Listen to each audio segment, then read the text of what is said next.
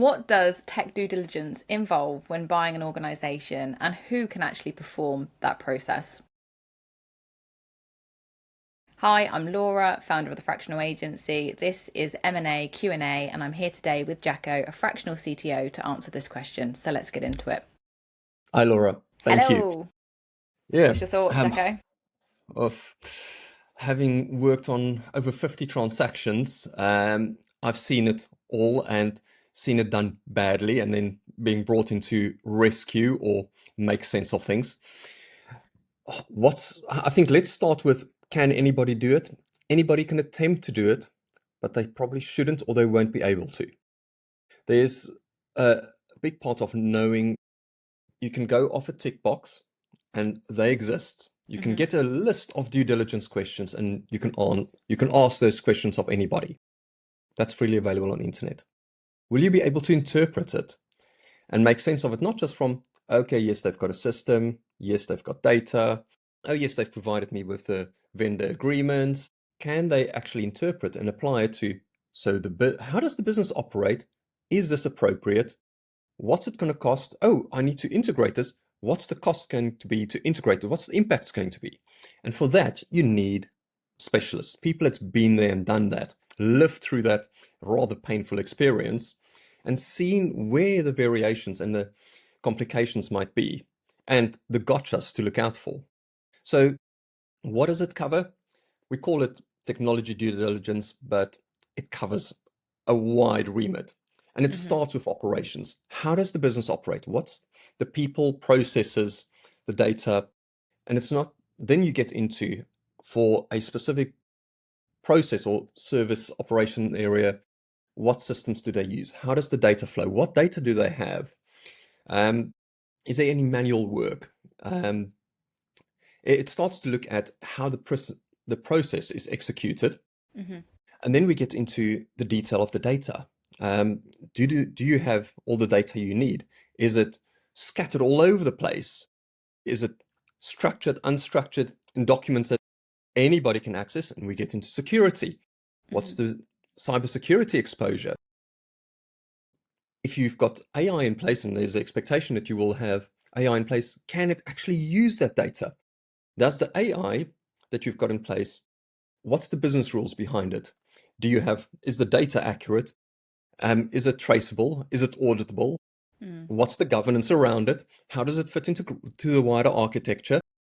And all of a sudden, you need to be able to understand how this all starts to fit together and where the little cracks are. And importantly, the cracks that are of relevance to the transaction and for what's making a success of the transaction post-close. So it's not just about red, amber, green. Yes, cybersecurity, it's all green in its little isolation, but it's got wider exposure because you don't have your infrastructure and operations in place. It's really looking at it in composite in relation to how the business operates. And that spans from infrastructure, systems, data, desktop devices, your network, your Office 365 or Google Suite, the way that identity and access management is managed, AI services, third-party providers, very important. Do you have the right to use those, and can those agreements actually be novated to the new entity, or will they just go, sorry, we're not trading with you, and now you're stuck? The product, if you've got technology products, does it have the right licensing for some of the software or modules that it's got? Have they licensed third-party IP? So intellectual property. People think it's on the legal side. There's very much within the digital space. Do you have the right to use the content? Do you own it? The data that you use, is it properly licensed? Do you own it again? So there's all those parts that needs to be tested. And I've seen deals fall flat where they discover in a media scenario where they didn't actually own the content that the core product was dependent on. Wow. Similarly on data, where the product AI company and the data was third-party provided, but surprisingly that data wasn't licensed. and they couldn't get agreement to use it commercially. So Right. all of a sudden, it creates a significant risk for the buy side. So looking at the whole space of what might be covered under technology, which is not just the systems themselves, it then needs to be brought into relation for people, so HR, risk, compliance, finance, commercial, all the other due diligence domains need to correlate around that, because the data will inform, is the finances actually accurate? I've seen that as well, where the finances says one thing and it looks great, and when we dug into the data, there was quite a few gaps, and they could not support what was presented in the finances. And the way the business operates and the systems are used did not relate to what the people exposure might have looked like. So quite important to not just think of due diligence domains in isolation. They need to be brought together. And you need people that's lived through that knows how that fits together. Yeah, that makes so much sense. What about when private equity would like to acquire a business? Because there is a due diligence process there as well. Is it the same or does it differ? It's the same. So be it corporate development, a large corporate entity acquiring a company, or private equity, there will be different emphasis.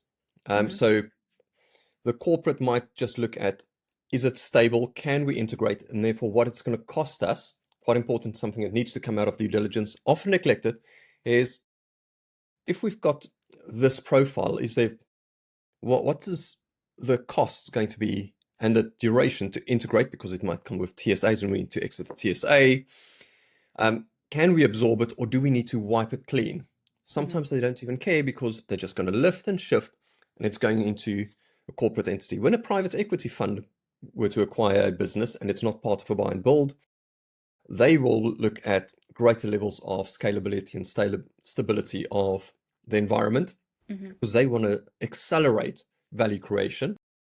And therefore, do they need to provision for additional investment into the business to modernize the systems, or firstly, in a lot of cases, just to create stability, because you can't modernize on fragile infrastructure. So the emphasis might be slightly different, but they're going to look at the same things. And I think the important part is then, if you look at it from a sell side perspective, they need to be able to respond to all these challenging questions. And if you're just doing day-to-day IT management, it becomes a very different ask if you now all of a sudden being expected to define the future and make sure that what you have in place, firstly, that you can answer, that you know what you've got and can answer clearly and demonstrate it, but also to look at the future. It is not just, due diligence isn't just about what happened in the past. It is more important, what does it mean for the future? And being able to respond to that from a sell side becomes usually a little bit more difficult, because they've just lived in their current state rather than the potential. Perfect.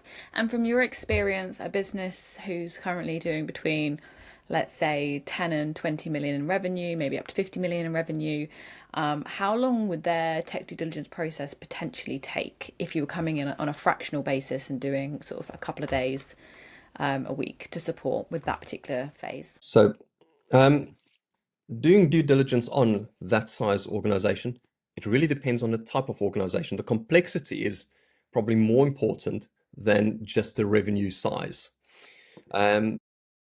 You can have a business that is a single product, and it just, some e-commerce businesses, as an example, they use Shopify. They've got a third-party production provider that might even drop 3PL. ship. So the complexity is very low.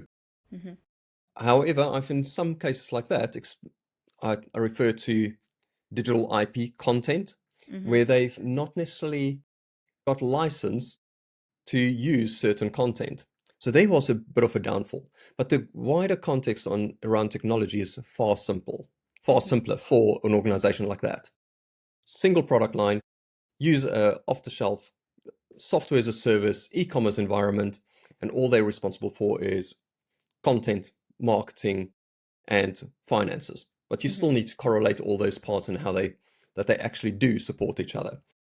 When it comes into, let's say, a manufacturing or distribution organization, it becomes far more complex. Now they've got warehouses, they've got vehicles, they've got finance, they've got a supply chain system, they've got distribution management systems, possibly manufacturing operating technology in place. They may very well have some predictive analytics. They may have AI running some of the production environment and forecasting, and it becomes far more complex.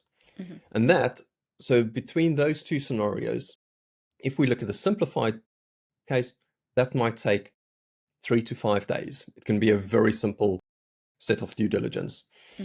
On the more complex side, people think it is, how difficult can it be, and how much time might it take? And for most of those organizations, it's the back and forth, teasing out the information, shaping it.